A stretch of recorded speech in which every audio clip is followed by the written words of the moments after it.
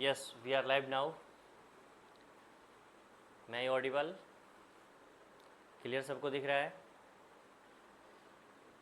तो चलिए हम लोग मोशन जो चैप्टर है चैप्टर 7 उससे रिलेटेड कुछ एमसीक्यू करते हैं, ठीक है। और ये मोस्ट इम्पॉर्टेंट एमसीक्यू है जिसको आपको देखना चाहिए, ठीक है। तो सभी को चैनल का लिंक शेयर कर दीजिए ताकि सबको ये मिल सके नोट्स और इन्फॉर्मेशन। सो पहला क्वेश्चन देखते हैं। पहला क्वेश्चन आपका क्या है?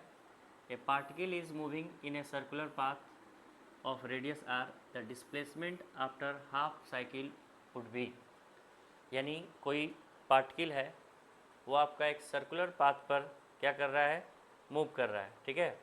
तो सर्कुलर पाथ पर मूव कर रहा है तो उसका डिस्प्लेसमेंट क्या होगा, ठीक है। ये हमको फाइंड करना है।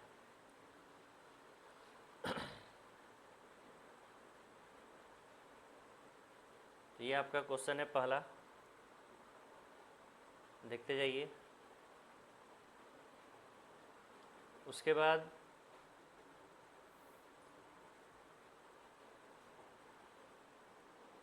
सेकंड क्वेश्चन है आपका, ऑब्जेक्टिव है ये। देखिए पहला ऑप्शन है 0, बी ऑप्शन है NR, सी ऑप्शन है 2R और डी ऑप्शन है 2NR, ठीक है। तो इसका आंसर होगा सी, ठीक है। क्योंकि ये जो आपका होता है, एक मिनट,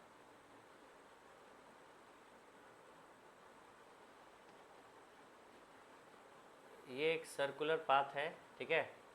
और सर्कुलर पाथ पे हम जानते हैं कि शॉर्टेस्ट डिस्टेंस जो होता है ए से अगर बी बात करेंगे तो ये आपका रेडियस आर और ये आर, ठीक है। तो यहाँ पर टोटल जो डिस्प्लेसमेंट हो जाएगा वो आपका हो जाएगा 2R, ठीक है। ये टोटल डिस्प्लेसमेंट आपका क्या हो जाएगा? 2R। तो इसका राइट आंसर सी हो जाएगा 2R, ठीक है। नेक्स्ट क्वेश्चन पर आते हैं।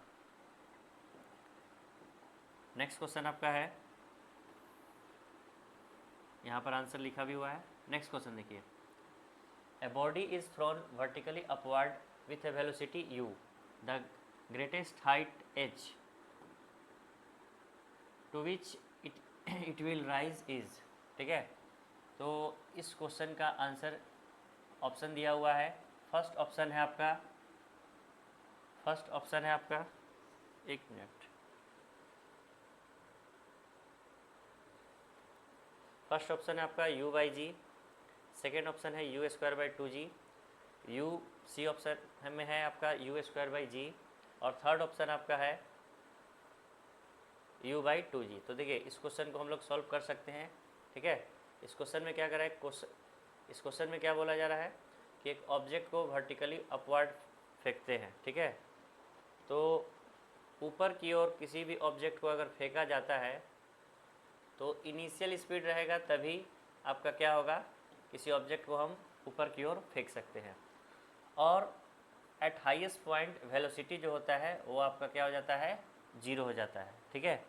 हाईएस्ट पॉइंट पे आपका क्या होता है? वेलोसिटी 0 हो जाता है, ठीक है। तो फॉर्मूला होता है s बराबर ut प्लस हाफ AT², ठीक है।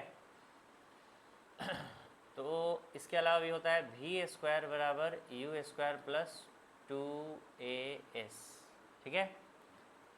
अब यहाँ पर s जो होता है वही हाइट के टर्म में आपका पहुँच जाता है। तो यहाँ पर ये हाइट है तो ये फार्मूला भी हम लोग यूज कर सकते हैं? नहीं, क्योंकि इसमें एक्सेलेरेशन के बारे में जिक्र नहीं है। यहाँ पर जिक्र किसका है? v का और u का और s के बारे में, ठीक है। अच्छा, एक्सेलेरेशन है तो यहाँ पर ग्रेविटी के प्रेजेंस में है तो हम लोग g ही कंसीडर करते हैं। तो यहाँ पर आपको u पता होना चाहिए। यहाँ पर सिर्फ अपवर्ड वेलोसिटी u दिया हुआ है, द ग्रेटेस्ट हाइट h, इसके हिसाब से। तो देखिए v² बराबर होता है u², एक मिनट, v² बराबर होता है u² प्लस 2as। तो v का वैल्यू हम लोग 0 रख देंगे, यू स्क्वायर का यू स्क्वायर प्लस 2 ए के जगह पर g और इसके जगह पर h। अब यहाँ पर ऊपर की ओर जब आप फेंकिएगा तो g का वैल्यू क्या होगा, निगेटिव। तो यहाँ पर इसको हम क्या कर लेंगे, नेगेटिव। ठीक है, इसको हम क्या कर लेंगे, नेगेटिव। तो ये हो जाएगा माइनस। और इस टर्म में बात करेंगे, इसको इधर ले जाएंगे या इसको ले जाइए, यू स्क्वायर बराबर प्लस 2gh। और h के टर्म में बात करेंगे तो यू स्क्वायर बाई 2g। ठीक है, तो ये आपका यू स्क्वायर बाई 2g इसका राइट आंसर हो जाएगा, जो कि ऑप्शन कौन से ऑप्शन में है,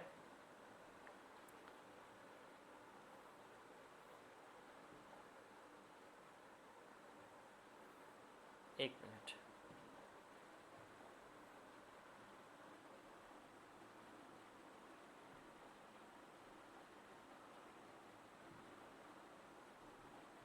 तो देखिए u square by 2g option number B. ठीक है, option number B u square by 2g। ठीक है, ये इसका राइट आंसर है। राइट आंसर क्या होगा, u square by 2g। Next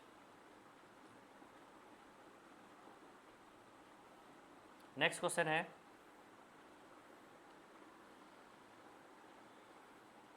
question number 3।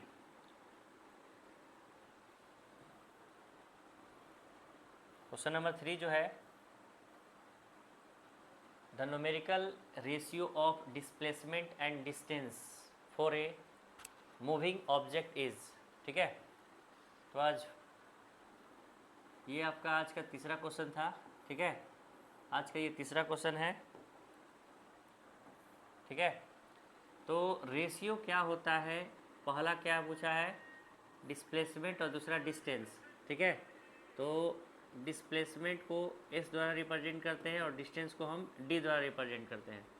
तो ये बोला जा रहा है, आपको पता होना चाहिए कि ये कोई पॉइंट A है स्टार्टिंग पॉइंट, और ये आपका इनिशियल पॉइंट, ये आपका फाइनल पॉइंट। ठीक है, तो यहाँ से यहाँ तक डिस्टेंस हो सकता है, यहाँ से यहाँ तक आपका डिस्टेंस हो सकता है, और जो शॉर्टेस्ट डिस्टेंस होता है उसको हम डिस्प्लेसमेंट बोलते हैं। ठीक है, तो देखिए डिस्टेंस क्या होता है, डिस्टेंस आपका बड़ा हो सकता है। ठीक है, और डिस्टेंस कभी भी होगा तो पॉजिटिव होगा, आपको बताया गया है। लेकिन डिस्प्लेसमेंट आपका पॉजिटिव, नेगेटिव और जीरो भी हो सकता है। ठीक है, तो यहाँ पर ऑप्शन में है always less than 1, always equal to 1, always more than 1। ठीक है, और एक और ऑप्शन है आपका और इक्वल और लेस देन 1। ठीक है, इक्वल और लेस देन 1। तो पहले आपका क्या था, डिस्प्लेसमेंट। पहले क्या था, डिस्प्लेसमेंट, और दूसरा में क्या था, डिस्टेंस। ठीक है, तो ये ऑप्शन में देख रहे हैं कि इक्वल, हम लोग बोल सकते हैं कि ये जो हो सकता है सीधा वाला जो हो सकता है वो डिस्टेंस भी हो सकता है और सीधा वाला डिस्प्लेसमेंट भी हो सकता है। तो एक स्थिति में आपका ये 1 हो सकता है। दूसरा स्थिति में हम बात कर सकते हैं कि डिस्प्लेसमेंट नेगेटिव भी हो सकता है और छोटा भी हो सकता है। तो इसके लिए राइट आंसर जो होगा वो आपका the ratio of displacement to the time will be equal और लेस देन 1। यानी इसके लिए आंसर जो होगा ये याद रखेंगे, इक्वल और लेस देन 1। किसका, डिस्प्लेसमेंट और डिस्टेंस का जो रेशियो होता है वो इक्वल भी हो सकता है और लेस देन 1 भी हो सकता है। ठीक है, यानी ऑप्शन नंबर डी के साथ हम लोग जाएंगे। नेक्स्ट अगला question, if the displacement of an object is proportional to a square of time then object move with. ठीक है, तो इस स्थिति में आपका ऑब्जेक्ट क्या होगा कि अगर if the displacement of an object is proportional to square of time, time का स्क्वायर हो तो किसके साथ होगा। तो आपको पता है किसके साथ होगा, आंसर करिए जल्दी से। पहला है यूनिफॉर्म वेलोसिटी, यूनिफॉर्म एक्सेलरेशन। ठीक है, उसके बाद इंक्रीजिंग एक्सेलरेशन और डिक्रीजिंग एक्सेलरेशन। ठीक है, तो राइट आंसर होगा आपका बी। ठीक है, इसके साथ कॉज भी है। ठीक है, आप कॉज को भी जान सकते हैं। नेक्स्ट कुछ चीज़ें याद करने हैं, कुछ चीज़ें को समझना है। अब आगे देखिए, slope of the velocity time graph gives. ये अच्छा क्वेश्चन है, ये ग्राफिकल क्वेश्चन है। तो ये देखिए, ये हम ग्राफ के लिए अगर बात करेंगे, ये एक्स एक्सिस हो गया, ये वाई एक्सिस हो गया, और वेलोसिटी टाइम है, यानी हम वाई एक्सिस पर वेलोसिटी को हम प्लॉट कर दिए और एक्स एक्सिस पर हम टाइम को प्लॉट कर दिए। ठीक है, तो अब ये हो गया वेलोसिटी और ये हो गया टाइम।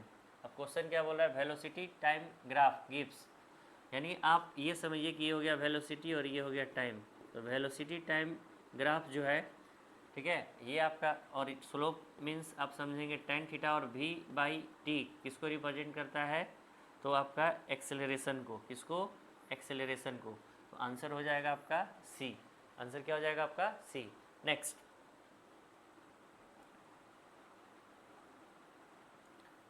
क्वेश्चन है question number 6। Which of the following cases of the motion the distance move and magnitude of displacement are equal. कौन से केस में आपका डिस्टेंस मूव होगा, ठीक है, और magnitude of displacement are equal. कौन से केस में, जब कार आपका एक स्ट्रेट लाइन में मूव करता हो, जब कार आपका सर्कुलर पाथ में हो, ठीक है, the pendulum is moving to and fro, यानी किसी पेंडुलम का इधर उधर करना, ठीक है। उसके बाद the earth is revolving around sun, यानी सन के चारों तरफ अर्थ का रिवॉल्व करना। कौन सा ऐसा फिनोमेना है जिसमें हम लोग ये देख सकते हैं क्या, कि डिस्टेंस और distance and magnitude of displacement are equal. कौन से केस में आपका डिस्टेंस और डिस्प्लेसमेंट का मैग्नीट्यूड आपका बराबर हो सकता है। एक कार जब चल रहा हो स्ट्रेट लाइन में तब, एक कार मूव कर रहा हो सर्कुलर पाथ पर कब, उसके बाद a pendulum is moving to and fro या अर्थ इज रिवॉल्विंग, ठीक है। तो इसका आंसर हो जाएगा a car is moving straight line. हम बताए थे, अभी तुरंत हम बताए हैं इससे पहले भी, कि सीधे पाथ पर अगर हम बात करेंगे ए और बी, एक इनिशियल पॉइंट एक फाइनल पॉइंट है।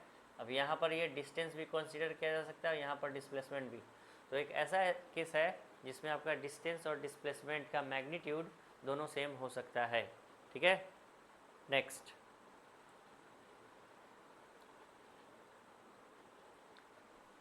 क्वेश्चन देखिए,